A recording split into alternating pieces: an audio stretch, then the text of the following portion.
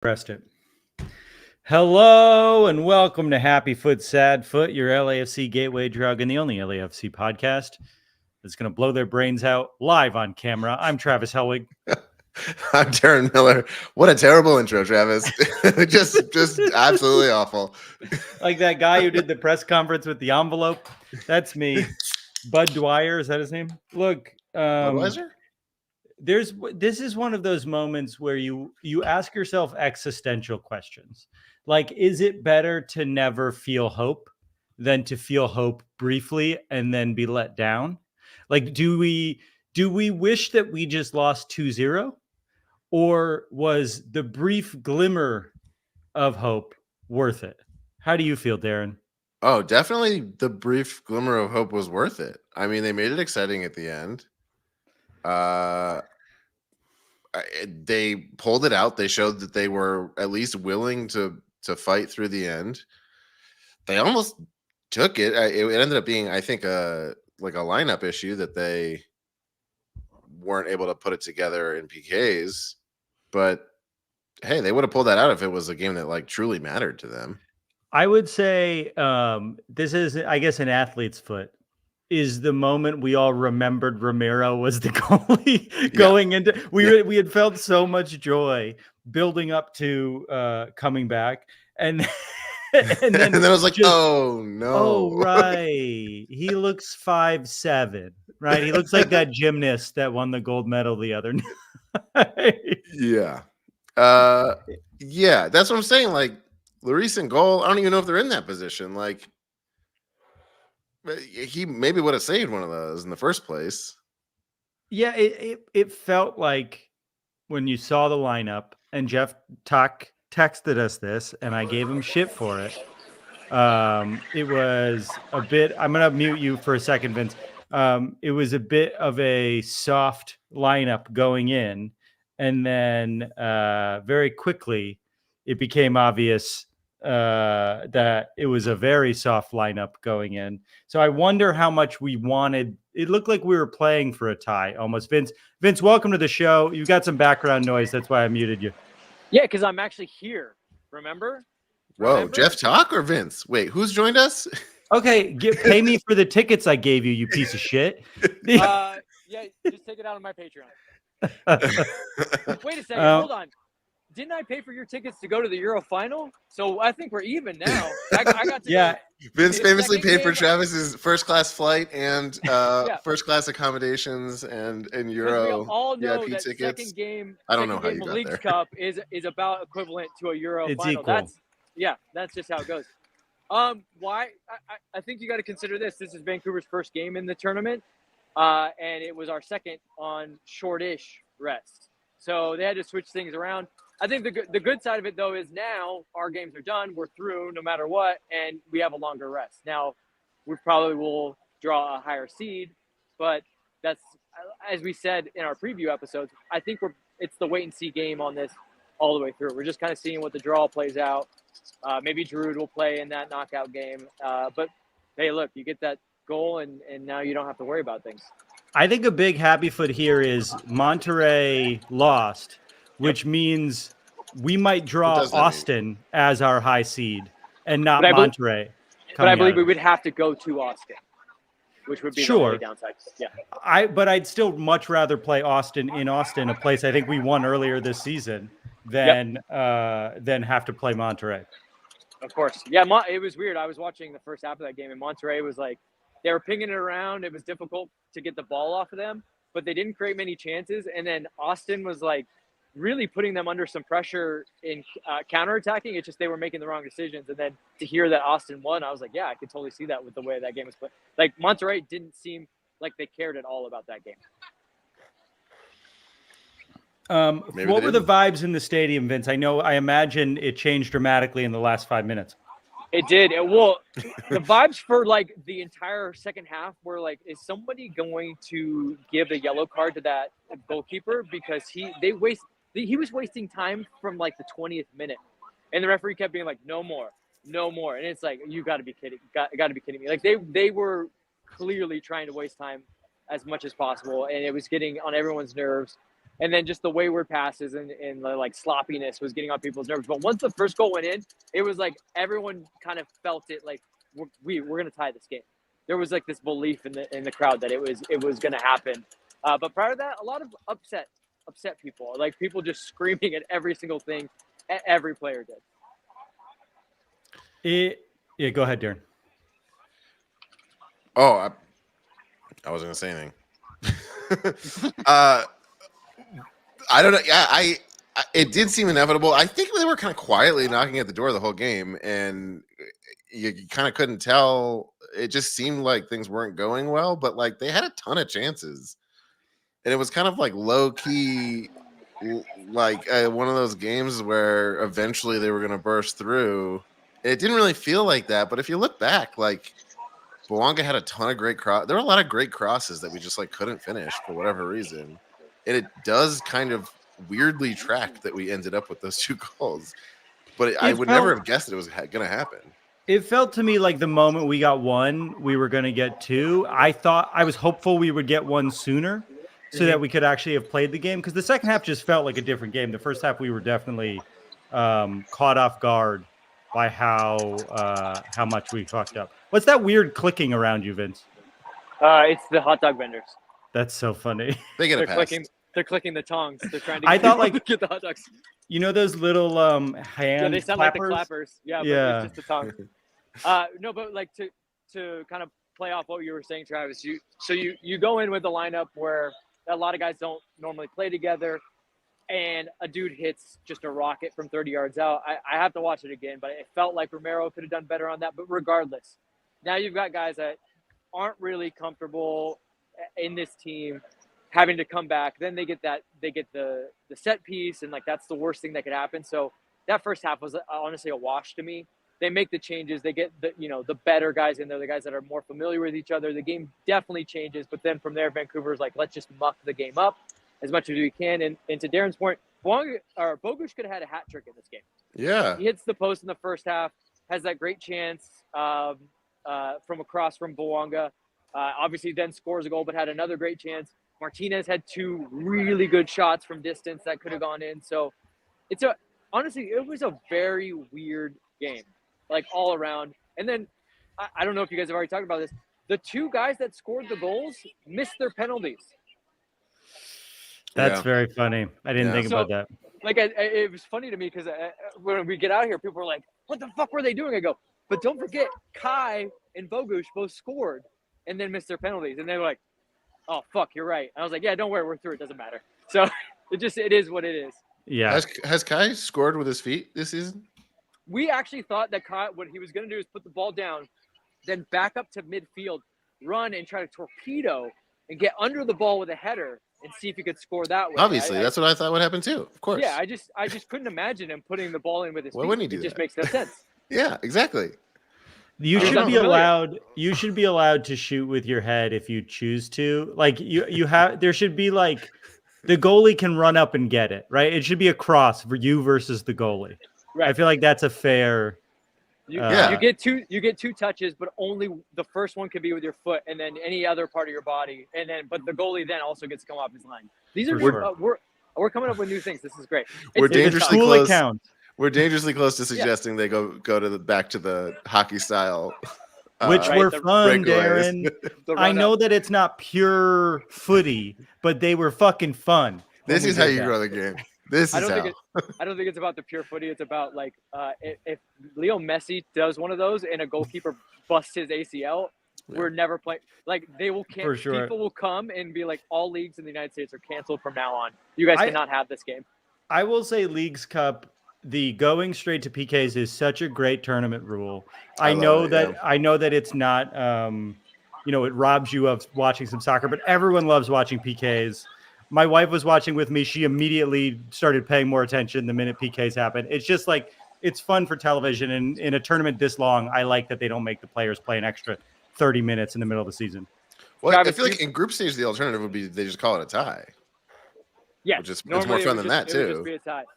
But what I was going to ask you, Travis, do you find, and because this happens to me too with Cody, do you find that when a PK shootout is on, that your partner goes, why don't they just play the game like this? there is an element of like, well, this is the fun part. Why isn't all this? There should be actually an Olympic sport that is just PK. Just you know, they do PKs? That'd be 3v3 fun. basketball. Yeah. Just PKs soccer. That'd be great. I mean, there's all these sports that are like, okay, this is the sport, but there's like 13 events. Variations. Yeah. Okay. So I think the big conversation outside of the PKs that everyone was having during that game is Romero. There were a lot of people who I noticed forgot that we had signed Hasal, who Yes. I am pretty sure will be the replacement for Romero in the backup position.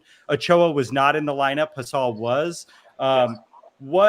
What did you see from Romero in the stadium on camera? He's just visibly smaller than Lloris in a way that like you see him in those PKs. He stretches out full length and can't reach the corner. And that seems like a bit of a problem. Yeah, and it just seems like the speed of the game, he's not up to it. There was a few times where he still got the ball, but the time it takes him to get off his line and make that decision, I just think whether it's hesitancy or lack of pace off the line, it's a problem.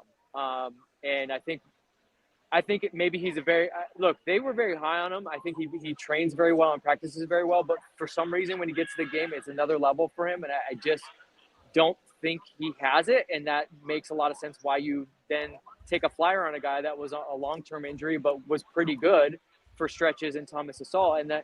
And why is it not Hasal in this game? I think it's just because of the long-term injury. If he's not dealing with that, I think it's definitely him starting this game. It's interesting that we had 3 goalies in the roster, which I thought was really interesting because when Romero had the rough first half, I thought Hasal might come on at half because it just felt like Romero might have lost a little confidence there in that game. Yeah, and I've seen him in some LAFC 2 games even where like things kind of go wrong, he makes a wrong decision, and he just kind of gets in his head. So I don't know what to say. You know, I don't want to write a player off completely, but like that's just my amateur scouting take is like it just seems like the game just goes a little bit too fast for him, and he maybe can't reach that level. For sure. Yeah, I put Lloris in there. Put the like normal starters in there. I'm not too worried. Like, I mean, they were missing some guy. Ryan Gall doesn't play in this game. Yeah. So they have some things. I mean, their lineup was slightly experimental too. But like we said, they get. And their goalie was a backup too. Yes, their goalie was a backup as well. And look, they get that banger, they get the set piece, and then they get to dictate the terms of the game. And very much so, they wanted it more, right? Like it was, hello, do you want to talk to us? Nope. The very much so, they wanted it more early in that game. We had just won a game 3-0. We felt like we were through no matter what, and they knew they had to win this game. They've also lost to us 800 times in a row, and I imagine that gets on your nerves as well. Well, I don't know how they're going to feel after this. Like the one chance they finally had to beat us in some kind of tournament, some kind of something, and they blow it. Like we know how Sartini felt. He felt red card. Did they show it on broadcast what he did? No, it was, or if they did, I missed it. But I don't think they did. I think he just kind of blew up and he walked up to the assistant that basically said that that final goal was onside and just screamed from about 2 inches straight into his face and then smiled at him. So would you say that was newsmaking? Would you say that was a newsmaking moment from Vanni Sartini? I mean, yeah. What was funny was I tried to keep a beat on him while he was going off because he had to pass by Steve. And Steve made sure to like reach out and be like, "Hey, it's okay, bud." I don't know, man. Something's weird. There's something weird between them. There's just something weird, man. For anyone who's watching now and has not watched our pregame show, Travis's bet it and forget it bet was that Vanni Sartini would do something to cause controversy in the news. I mean, I would say that he might threaten to kill a referee in the postgame. That's true. So, we don't know what he's going to say in the postgame, but I think we have 2 elements that like. There's an argument. A very good argument. There's an argument that the newsmaking is that both of the coaches that we've played have gotten red cards, which is a very Sure. bizarre thing to happen in a group stage. Yes. Look, it's not up to me what news is, but it does feel somewhat newsworthy in a bet it and forget it sense, but it's not up to me. It's not up to me. I would vote at this point to call it a cash. Well, I think because not only did he do that, but in the last game, they asked Vanni Sartini what he thought of Osorio getting called off. And his comment was, it sounds like he pulled a Vanni Sartini. Travis, are you So that's like, but the two of those together is like pretty substantial, I think. Are you going to be prouder that you're bet cash or the fact that you're about to make a whole $15? Yeah, actually, technically $10 because you put 5 of your own in. It sort of does make me not want to win that much, but it makes it sweeter because I know you paid for my first class flight to Europe. You really traveled in style. And Darren had just won too. It was on Vince Air, though. I've heard a lot of really fucked up things about Vince Air. Captain Mayday asks a pertinent question: was Matty Bogusz actually onside? From the television, what I can tell you is it was very close. It looked like 1 foot might have been onside, and it was close enough that you couldn't overturn it.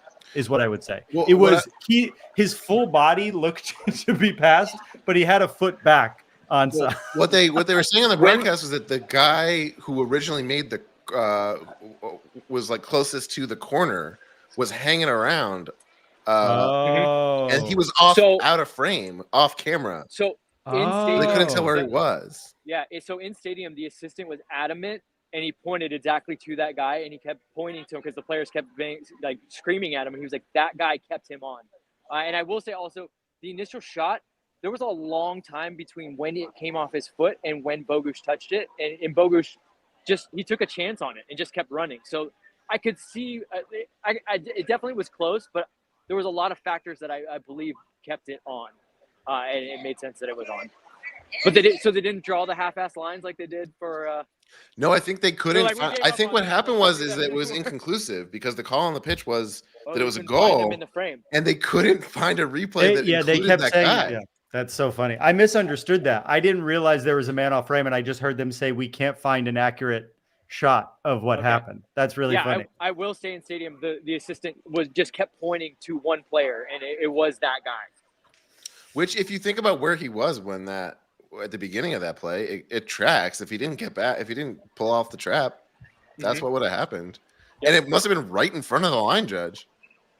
Yeah, it was on his side. So you would imagine, and again, to Travis's point, if the goal is what is called in lifetime and it's that close, technically by definition, that should be not clear and obvious, and that's the reason why it should have counted. So they actually did the right thing for once. Wow. Well, what I think is when it's in our favor, it's the right thing. That's my opinion. That's what the right. I think we're all agreed there.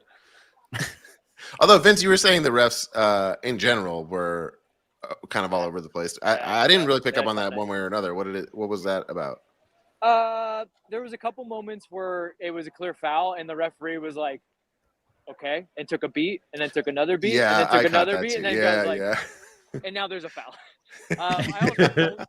I don't know. You guys maybe saw this better. I don't think PK deserved a yellow on that one play. It actually looked like a foul. No, on the replay, you could tell that he kind of reacted just before contact. Okay. I mean, he was going. I'll say this. Sometimes when these referees make these like bang bang calls, like just say that it's not a foul. Like he's not trying to win one. He's going at such a pace that like when someone kind of gets in your way, you fall down. Yeah, there were a few instances. I think a couple of those yellows should have just been fouls. Yeah, I don't even think the Ahmed one was. I was like, it's not. He shouldn't get a penalty, but also I don't know if you think he deserves a yellow card. Right. All right, we do have a caller. We haven't done a single happy foot or sad foot. We've just been talking about the. Can I do mine and then I can run to the bus? For sure. Yeah. Happy foot was just honestly the like you said. You guys felt it. The vibe when the first goal went in, just like the sheer will of the crowd, like we're gonna get this, was like very cool to feel. Sad foot is, man, it's a bummer that the two guys that scored also missed their penalties.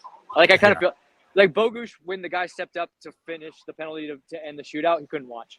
He was pretty distraught. It was a bummer, and it was a poor penalty. But hey, man, we're not here unless you score that goal. So the more time that goes by where I don't hear rumors about Matty leaving, part of me has hope that he's here through the rest of the season, because we haven't heard a single rumor about a place he could land. I mean, we heard Lazio, but that was a while ago. I just feel like he's been so integral to the team. If they're going to sell him, I hope it's for a lot of fucking money. Oh yeah. I mean, we haven't talked about if Griezmann is coming in some way or another, then we haven't talked about what that means for who might be leaving, if anyone. Well, not that we have to talk about that now, but we can talk about it real quickly because people have asked me. No one would have to leave because remember, if Griezmann's coming, he's a DP, so in a lot of ways he's off the books, right? It's just a matter of how you start to divvy out playing time. And look, if there's no real offer for Bogusz, and someone like Griezmann shows up, I think it's very easy for Steve to say, like, win your spot, like, okay, compete. So that's my take on it. Well, thanks, Vince. You can run and grab the bus if you want. Bye, guys. All right, that's Vince, baby. All right, Isaiah, you are on. Welcome to the show. What's going on, guys? Any happy foots or sad foots for us? Main happy foot would probably just be Bogusz. I mean, he's so consistent for us. Another one probably Oliveira. He's barely been the spark since he's came back from Copa America, but I just didn't agree with the starting lineup. I just think we kind of set ourselves up for like failure from the start. Ordaz, I kind of like the start, but I think with guys trying to stretch out the back line like Oliveira, Bouanga, and with Ordaz, you kind of need that true nine. So I wish we started Kai from the start. And Duenas, I just thought he was kind of slow. I mean, that midfield was just bullying him from Vancouver. They're like so much more, like way more bigger than him. He had no influence on the game. It's just he kind of had no impact. So I didn't like that move either. That we could have maybe started Atuesta or someone, but yeah. And then we got to talk about our penalty record too. Like, how many penalty shootouts have we lost? It's starting to become ridiculous. It's not. We great. won one important one, and then all the other ones were pretty bad. The one that still haunts me is the one in Orlando when we're like the MLS is back tournament. Jordan Harvey missing the penalty. Yeah. We beat Monterey Bay. Campeones Cup. That's true. Campeones Cup was tough too. Yes. I agree with you though. I think Kike has been playing with a lot more confidence after he came back. Like, I agree. He feels a lot less kind of like desperate and shaky and kind of all over the place and frenetic like he used to. And now he's like, when things don't convert, it feels different than when they used to not convert before. And then obviously he's converting when he's not before too. But yeah, it did seem like a lineup that was like, he's not necessarily putting a lineup out there to win. And I doubt he expects to go down 2-0 so quickly, but also maybe he was like, we're going to advance. I don't know that I need to stress everybody out. I would say this is maybe the best we could have gotten with this lineup against a team that needed to win in Vancouver. Like, he was playing to try to get a tie in this game, and that's a bummer, I think, for a lot of us. But I don't know if we were capable of getting more with starting Ordaz and Duenas. Look, I like Duenas. We were big Ordaz supporters on this show. I think we've reached our limit of how far those two could go. I don't know if LAFC 2 or the LAFC Academy have been able to prove their worth so far. But who knows? I mean, Tommy Musto, you know how much I love that guy. So, well, thanks so much for calling in, Isaiah. It's always great to hear from you. And beautiful mic quality. Beautiful mic quality. Thank you. Jay Gutierrez says Dolo out. Right to the U.S. men's national team. We're going right team. for it. Jeff says Vancouver is very walkable. Jeff's really giving us heel of the foot energy in the chat because he's too afraid to call in from public transit. Are we in Walkable City, the Walkable City segment of the post game? We always are. It's always Walkable City time. Here's a question: do you think if it was like 1-1 or 0-0 at half, would he have made those subs? Would he have just like sent like, let's ride this out and see what we get? I don't know. I mean, he made similar subs actually in the first game. Atuesta came on at half in the first game, and so did Matty Bogusz. Matty Bogusz did not start the last game. So maybe he didn't think this was that different of a rotation between the two. It felt to me like it would have almost been there was a chance we went down 3-0 in the first half. Like I would have been okay with him making the sub sooner if we were trying to salvage that game. I don't know. Just when the roster came out, it just was a bit of a, this feels like a old Lamar Hunt US Open Cup Steve Cherundolo roster. Yeah, Romero and goal really, really seals that. Without that, it's like, okay, let's see how this goes. But with that, it's like, oh, you really you can't really care if you're putting Romero on goal. I don't know if Lloris is like needed some rest, but I do think he would have saved one of those. They were like kind of shit happens goals, but I still think he would have saved one. The defense was shaky on at least one of them. Yeah, I don't know. We're just not in the same position with a different lineup. I mean, the positive is that it seems like we'll be able to move on, right? I think actually we clinched it because of the tie. We clinched it, right? Yeah, as long as we got a point. So we're fine. And I like I said, it would be good for us to move on in second place right now. Because if we win the group, I think we draw Monterrey or Pumas. I don't know who. I think it'll be Monterrey. And then if we come in second place, it's Austin, which is a much better position to be in. Austin is quite bad. They're just playing well because I think Liga MX teams don't do great in Leagues Cup. 2 years in a row, it might be worth saying that there's some validity to that. Playing on the road constantly is not easy. Of course. Yeah, I think that's right.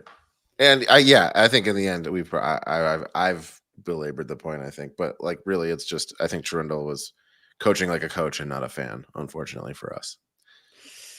Yeah, but he could have coached a little bit more like a fan.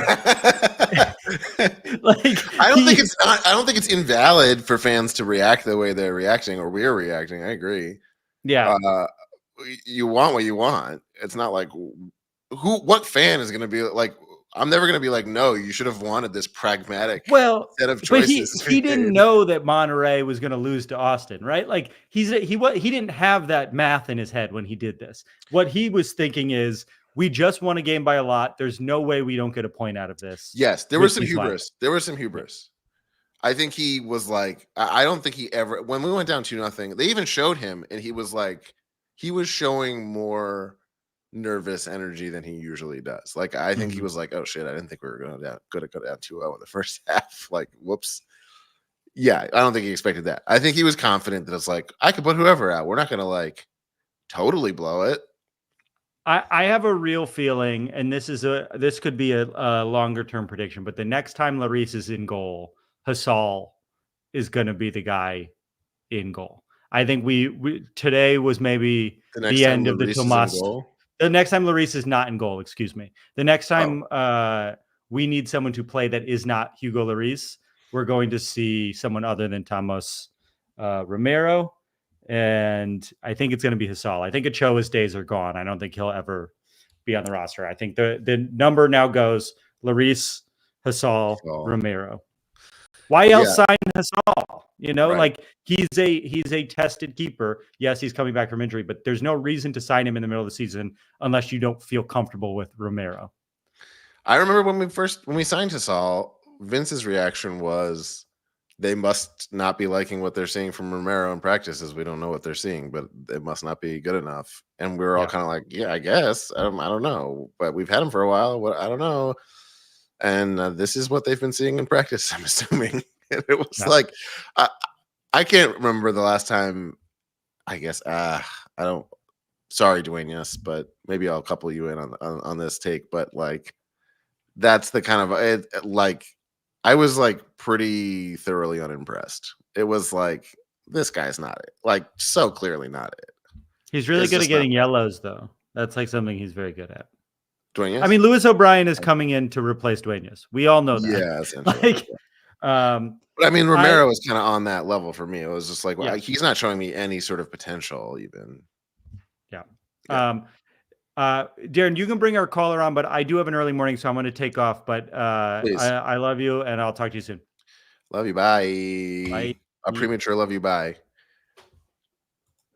Travis, I'm taking you off. LAFC Luke, welcome to the show. Yeah, that was some straight up homophobia from Travis Helwig there, going off before I could be on the show. I think that's what it was about. Yeah, I think he saw you about to come on, and he was like, and he was like, not only do I need to leave because it's Luke, but specifically for that reason. Yeah. No, that's okay. I see you, Travis. I see you, Travis. Hey, look, I just gotta say, if you got something to say, Travis, say it to my face, okay? Say it to my face. He's not going to. Unfortunately, No, he's not. He's gone. Well, that game was trash. That was it was a real roller coaster. Well, it was a roller coaster but it changed from trash to a 5-minute roller coaster. Yeah, it's like we did some dumpster diving and we found the hidden gem at the bottom of the trash bin, and then we found another one right before the trash truck came to take it all away. Yeah, we were walking through an abandoned city and found an amusement park at the end. But was it a walkable city? Every abandoned city is walkable, right? Yeah, we actually had gotten up from our seats because I was like, all right, well, if we're still down 2-0 like the 86th minute, I don't want to be that guy, but I'm gonna be that guy. I'm over it. So we got up, we're heading out, and then the crowd just lets out a roar. I'm like, oh no, shit. You missed it. Yeah, so then we like went running back to like to watch, and like the whole crowd was all in it. It was super fun, and then obviously getting the tying goal was just like really exciting. So that's great. So you caught that. We caught that. Okay. Sad foot. Everyone's been talking about Duenas. I don't disagree. Hollingshead looked a little off, but my sad foot's gonna go to Denny Bwanga because it just felt like he was dialing it in. I was like, there wasn't interesting. Like Kike looked like he was fighting for it. Even Ordaz on some level looked, even though he just was not up to the same level. But Denny just like, I don't know. It was like he just kept trying the same freaking thing of I'm going to dribble through 3 guys, and it never worked. It never worked. I don't know that I think you're right about that. I think overall though, wasn't mad at him. I saw him trying, and I think he put up a maybe like 4 really nice crosses in that someone else couldn't finish. That's fair. And I feel like if one of those guys finished one of those crosses, you might not feel that way overall about him. Okay. But I agree that like he was just trying to grab it and force it through. Sometimes it works, and it's like when it works, you're like, oh, okay, I guess it works. But like when it doesn't work, it looks like, what the fuck, man? Yeah, there was a lot of there was something I thought that Ilie, there was like some pretty good chemistry going on between Ilie and Bwanga and Bogusz for a chunk of the maybe the beginning of the second half, I guess, before Martinez came on, and that seemed promising. But yeah, I don't know. There was Campos and Bwanga seemed to put some good crosses in that no one could convert. There was some of that toward the end. I just like seeing Denny up close. I was like, he was taking all our corners, and like none of them really threatened very much. It just felt like he wasn't like dialed in the way we've seen him in some games. Yeah, corners are Maddie's usually the guy who takes our corners. I don't know why not tonight. I feel like Bwanga started taking the corners maybe a few games ago. Maybe even more than that. But there was at some point it switched. Yeah. Maybe at West it was taking them too. It was like him and Bogusz switching off. I don't know. But yeah, that is a little weird. I'd rather have Bwanga there to finish. Yeah. I don't think I've really heard people talk about tonight is, Romero definitely not up to the same level as Lloris.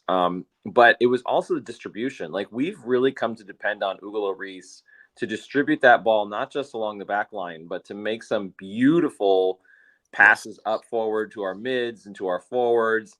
Romero couldn't do any of that. So it was so apparent we were just lacking that ability to get the ball through to the mids and to the front line. That first half was just like rough. I mean, with Duenas in mid, he had so many rough touches. And then we had Romero unable to really distribute. Long doesn't do a lot of that, although he had a couple really good plays running back to make some, last minute tackles and saves, as did Murillo. But like Romero is like, oh man, like this is hard to watch. Yeah, I don't think he kicked the ball once. He did a lot of throwing it. he threw like it he and was- rolled it every yeah, it's single like he was time. bowling. And it's like, what? Really? Like, you're just gonna like just give it to? We don't want Maria having the ball either, man. Yeah. Like, stop giving it to him. I gotta say though, my biggest sad foot, not for anyone on the field, but for the folks in sections 119, 120, 121 after the 70th minute who started bringing that freaking P chant into the game. Now look, Yeah, that's I the ultimate sad understand foot, isn't for it? some people that's a thing, but for this guy, bug off. And like You don't have to say for some people that's a thing. It's not a thing you have to give anybody.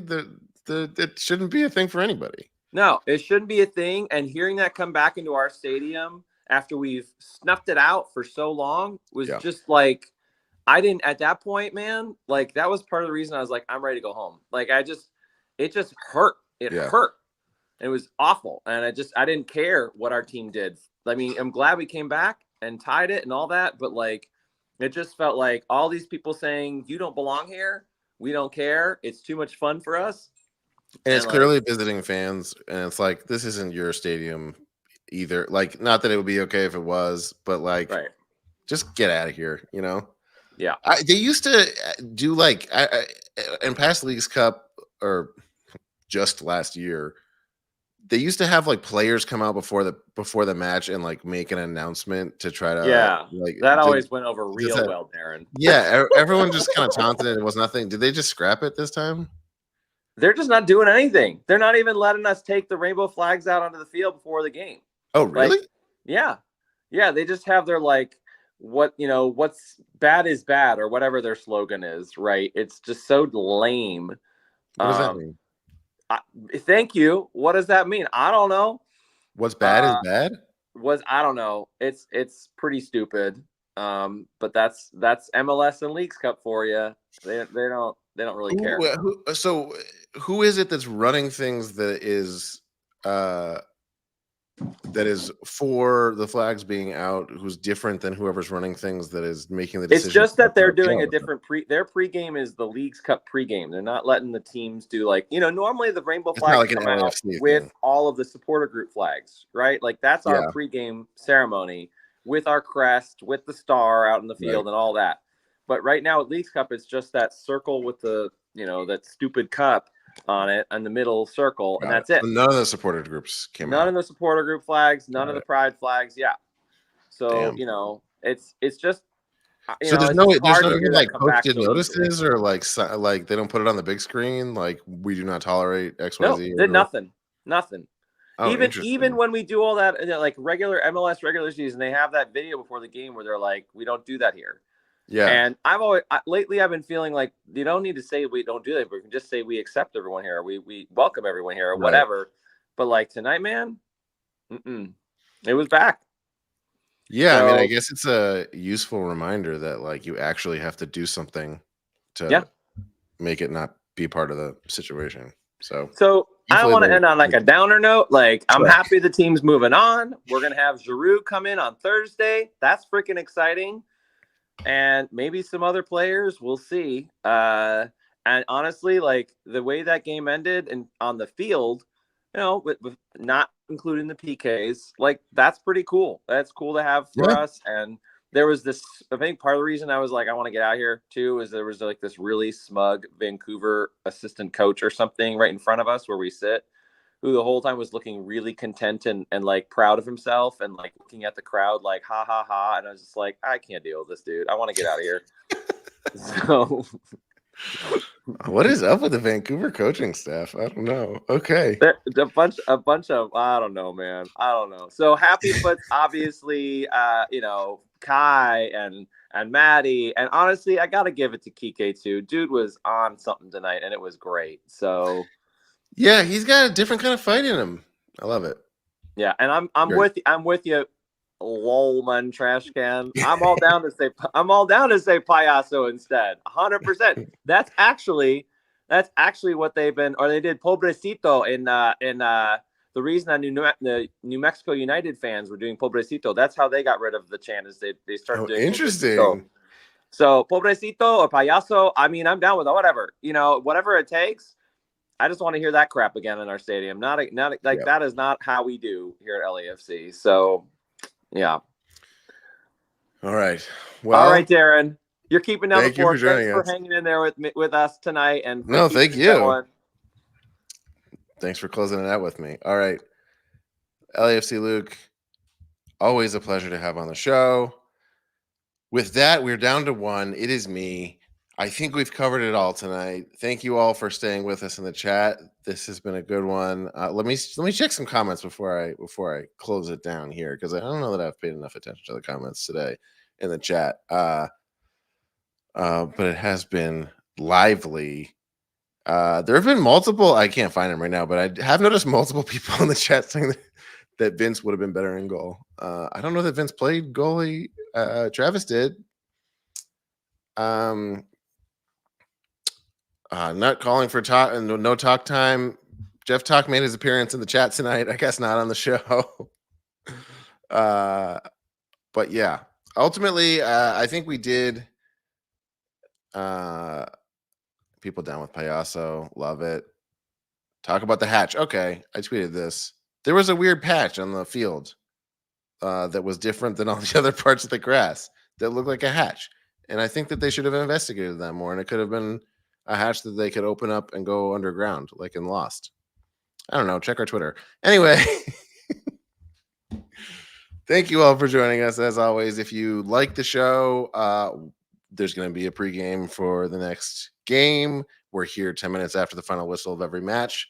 Make sure to come back, like it, subscribe, tell a friend about it, write a review, whatever is easy for you to do. If you want to support the show, we have a $5 a month Patreon. We have some merch. Patreon's at patreon.com/happyfootsadfoot. Merch is at happyfootsadfootpod.com. But really, thanks for hanging out in the chat. And for people who come on the show, I mean, you all just make the show better and make this a more fun experience for everybody who wants to join in. And hopefully we got something going here where you can jump in and enjoy the game a little bit more. And even, if you miss the game, you jump in for the live stream. We can all have a good time.